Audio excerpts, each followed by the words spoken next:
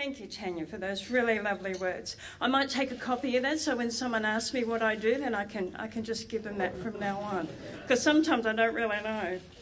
So, Uncle Chicka, thank you. Always thank you for allowing us to be here. Our office is just across the road on Regent Street, and people like Uncle Chicka have led the way to allow organisations and people like me to be able to be here and operate. Thank you. I also want to acknowledge the Gadigal people generally and their ancestors for allowing us to be here and allowing organisations like Yaama Dhiyaan and Auntie Beryl, but she seems to have disappeared, I think, to be here. So I'd also like to acknowledge all of my Aboriginal brothers and sisters here this morning. Long journey, mob, but here we are. It's pretty fantastic, I think, that we're all here together and looking pretty special.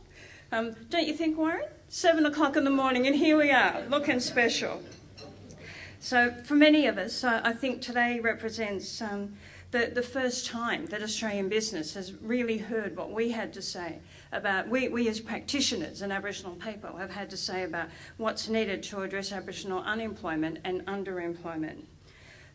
I also want to acknowledge the AEC and GenerationOne, visionaries like Rhonda and Tim, supported by really practical experts like John Mack and Kerry Pinkstone. They're creating change in a space where I know many Aboriginal and non-Aboriginal people have said there's no place for any new programs or any new approaches. You're actually creating change in this space, which I am very grateful for as an Aboriginal person. And of course, I can't move forward without acknowledging the leadership and the consistent support provided by our friends from the Commonwealth, from DUA. So Janine Pitt, the State Manager for DUA, and Sharon Hawkins, the Director of Indigenous Education and Employment Programs. Is that right, Sharon? Yeah. You guys have just been so supportive of us at Yaana, but also Aboriginal employment providers and Aboriginal people generally. So I just wanted to acknowledge you and thank you very much. So, and just in terms of my speech making, I have to say 20 years ago, just across the railway lines, what's now regarded as one of Australia's greatest speeches was delivered. In his Redfern speech, the then Prime Minister, Paul Keating, sent out an impassioned call for all of us to accept the wrongs of the past and work together to create a future for Australians that we can all be proud of. A future we know that we've all had a hand in building together for each other. I was lucky enough to be there that day for his speech, and as I said, I'm not a speech maker, but I do like to have a yarn or two. And all of my friends, there was a whole lot of us there on that day having a bit of a picnic. But I have to admit, after the Prime Minister's speech, I had nothing to say, and my gossipy girlfriends, they had nothing to say as well. And I clearly remember all of us packing up our picnic gear and wanting to run off in our separate directions to really reflect on what had just happened. And for me, what just happened was we had, for the first time, for me, a Prime Minister who truly heard what we as Aboriginal people felt were the issues and the direction that we wanted to take in addressing those issues. And it was a direction that we wanted to create in partnership with non-Aboriginal Australians. This is why it's so exciting to be here today to officially launch GenerationOne's career-ready vocational training and employment centres policy. The policy offers an approach to Aboriginal employment based on the intelligence and creativity of Australian business, government program leaders, and us on the ground working daily with Aboriginal people. And making it even more exciting is the fact that Minister Julie Collins can be here with us on what must be one of your first major events as Minister for Aboriginal Employment, or Economic Development, I should say, and everything else that Tanya mentioned but has escaped me. So thanks for coming, Minister. Throughout my career, I've come across many a minister, and every Aboriginal Affairs type minister has commented on the steep learning curve that they're on because it's such a complex and challenging space. But from my experience, I reckon if you just focus on finding, supporting and building upon what works, you can't do too bad. And I think that's what this policy actually does. For me, the policy offers a system in which each aspect of the employment process is recognised and addressed. Through their comprehensive mapping of available services and programs, GenerationOne has identified the particular breakpoints in which services and programs can be best used to be the most effective for employers and for Aboriginal candidates. I was so pleasantly surprised to find that the policy isn't weighed down and front-loaded with all the tough but true statistics about Aboriginal disadvantaged. Instead, it states firsthand the frustrations of Aboriginal candidates in equal measure with the frustrations of Australian employers. The real gift of the policy is that it gives us a strong base of good practice and evidence of what can be done to ensure the 60,000 plus jobs secured by the Australian Employment Covenant will be taken up over the next 10 years. These 60,000 plus jobs create a major opportunity for all of us in the room and for everyone who has long been involved in Aboriginal employment. It's so unique, not just in Australia, but in the world, especially right now, to have a demand for Aboriginal employees in this time of such low unemployment.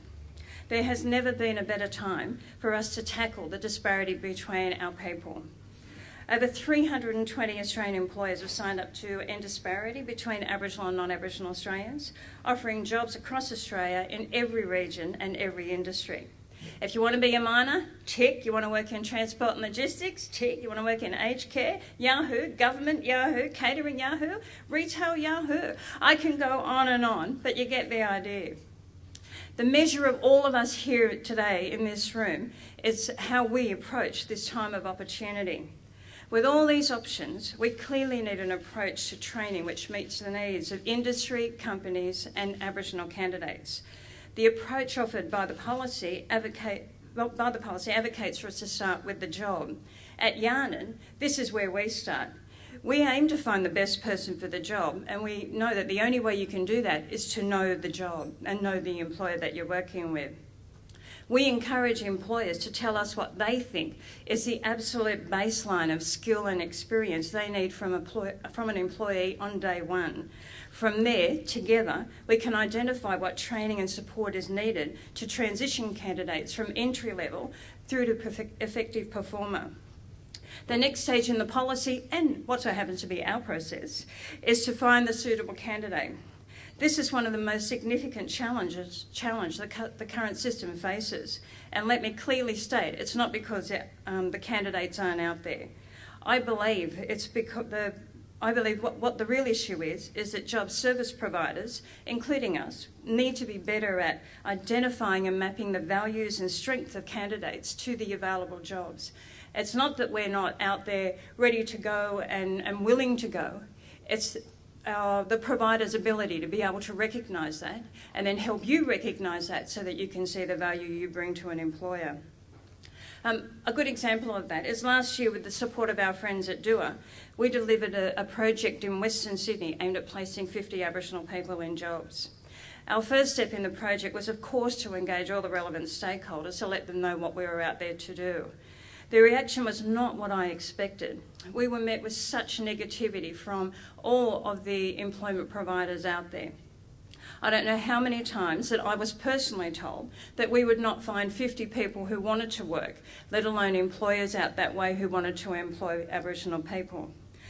One job service provider even talked about how they had been trying for months to engage with their Aboriginal candidates but had continually failed to be able to do that. And the provider was actually in the process of reporting their candidates to Centrelink to have their income support stopped. We offered to contact their candidates because we had 2 jobs in the local area. So we offered to contact their candidates and see what we could generate. Of their 14 candidates out of their candidate pool, 12 attended a job information session we ran, and I'm glad to say 2 of those 12 actually secured the 2 jobs that were on offer. So it was pretty fantastic.